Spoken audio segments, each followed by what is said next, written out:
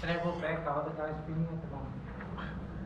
Okay, do you mind if I direct that to Kitsy? Because I'm not being funny. It seems great. The energy's good. No, I agree. I think even those couple of 2 days of travel, off day, I think the guys came into training excited, seeing some of the guys you haven't seen in a long time, obviously training again. So I think it was great energy at training. I think the reason why the day ran so late is because there was a lot of valuable information that was coming across in the meetings, and which is great for this team and the environment and the way we're actually growing as a unit. And I imagine also you're not quite there in terms of qualification, so at least a point minimum to get through to the next round, so that's good motivation. 100%. I think we spoke about it a lot, and I mean the vision of this team is to go as far as possible in the Champions Cup. So I think the motivation is 100% there. I think this team is improving every weekend. The way the players have taken control in ownership and the way we want to play and what's our actual DNA as a squad. So that's impressive, and I think that brings a lot of motivation to training. So about just in terms of integrating the guys who haven't played for a while now, Evan Lewis, Kay Voletta, how are they doing in the selection area? Yeah, we do actually. And look, if anybody thinks they've got the formula for what's going on at the moment, they're wrong. It's uncharted waters, you know.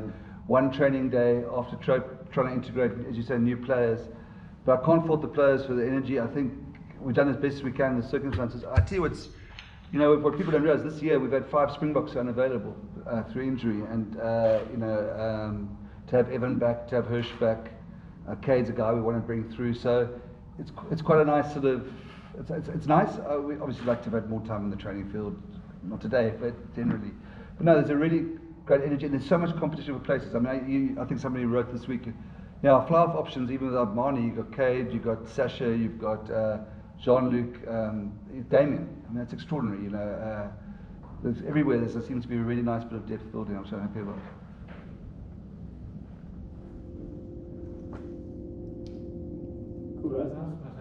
You can.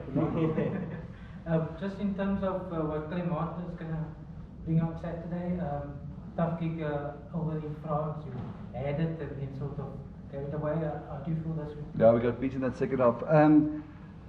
Mike de Vries is a rugby expert. Told me there's nothing more dangerous than a French team has just changed their coach or fired their coach.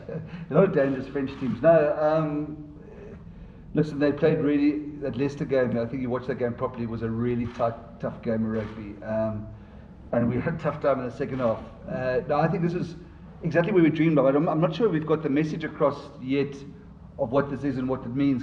It's so exciting to have we've sort of dripped into it, haven't we? Because we're playing a French, a giant, European giant, admittedly not on their best season, at home in one of very few home games, this year, to determine if we can play for a home playoff or even get through to the next round of the Heineken Champions Cup. It's a great occasion.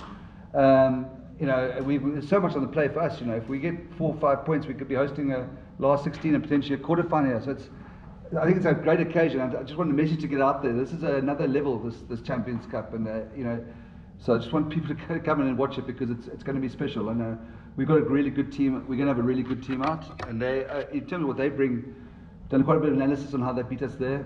I think their counter-attacking play is something that we picked up on.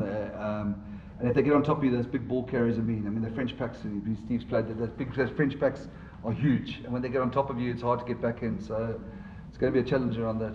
And you know, as you can see, we haven't been at Hotel.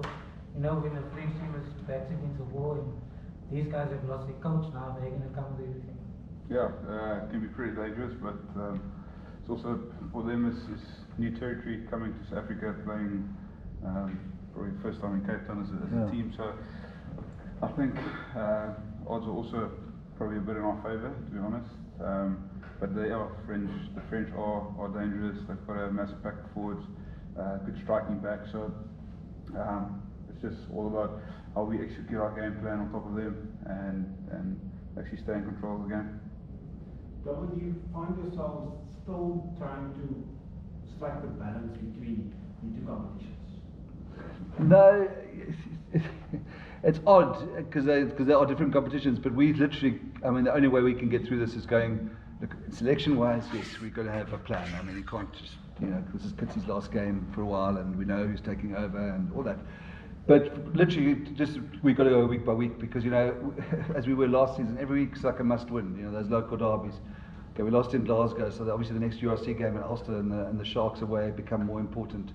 We had to win last week to stay in the sort of Heineken Cup. Now we've got to win this week to get a claim. It's very rare. So we're literally going week 2. We're living hand. And also with the travel and that, it's 2 or 3 6-day turnarounds with one training session. So it's hard to be too strategic, beyond just trying to win this week. The only thing I can be strategic is the use of resources, watching guys' game minutes. I know we've overplayed Stephen. That's his last game. Marvin, Damien, but they're going to go on a nice rest now.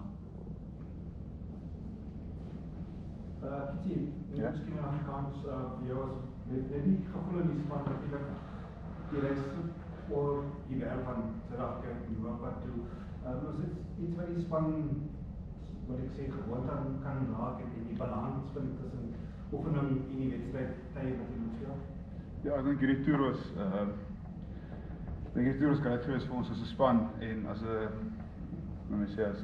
hoe ons werk tussen die coaching staff en die leiers in die groep.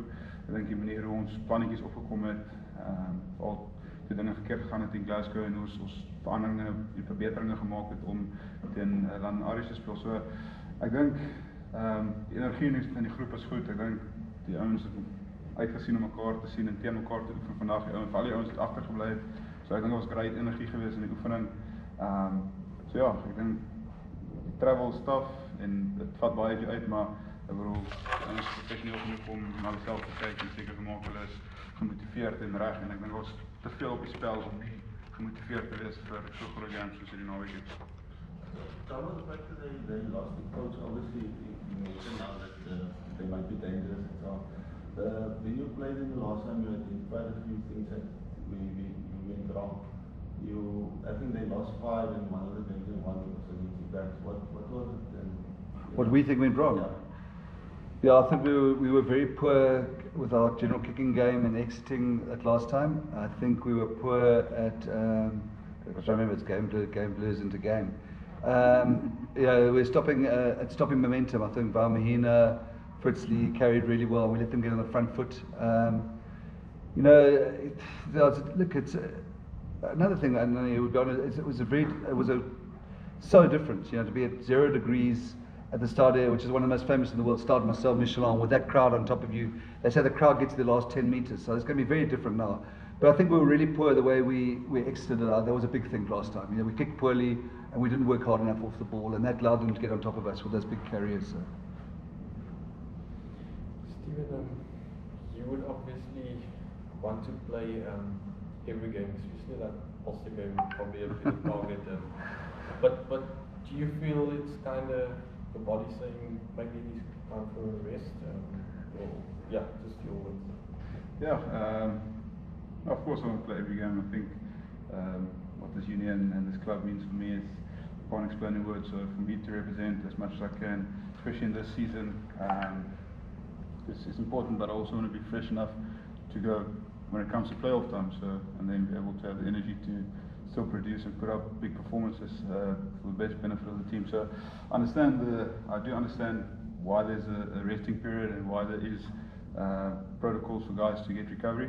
So for me, it's grabbing that opportunity with both hands and actually coming back refreshed and more energy to actually take this team as far as possible. And if I'm not mistaken, it's going to be maybe 2 weeks off after this game, or 1 week off, then the guys will be back for the 2 South African derbies. Will you lend an ear, be here to just lend an ear to the guys and to help them prepare for that if you're not going to play the derbies? So I've got a 4-week complete break, so I'll be away, unfortunately. But I will maybe sit on some Zooms and. No, he doesn't know. He doesn't know. But we come back from Belfast, and then we go straight to Durban. We come here first, then we go to Durban for it's a Friday night game as well. So there's not much breathing space. No, but he's what he's put in. He sits at the most capped Springbok, and he's just pulling away from France at the moment. And he thoroughly, as you know yourself, he thoroughly deserves this break. And Yeah, it's just been great that we're against the sharp end of both competitions. Hopefully we're there, and we've got Fernand and Kit, back and the guys and fresh. And I think it works out quite nicely, to be honest. It's good for the national cause. It puts us under some pressure. The local derby Sharks under pressure, Bulls. It is going to be tough, but that's why we work so hard on the depth. And I think what we saw out there, like today, with like Cades and those young props, it's good. So I was going to ask you, maybe it's a little bit more pressure off guys like Cade them as well, knowing that okay, we are here now, we can play without the shadow of a Damien hanging around. Yeah, it's very important that. And that's what I've actually learned. I said, I think when we started this season, we're so used to in South Africa, the first thing the coach says, that I can tell you now, I've already told you today, we're without 5 Springboks, or we're without, we missed Marnie, or that game, you know what I mean? But you watch that Leicester team that went there, there were 5 or 6 guys I'd never even heard of and went to play.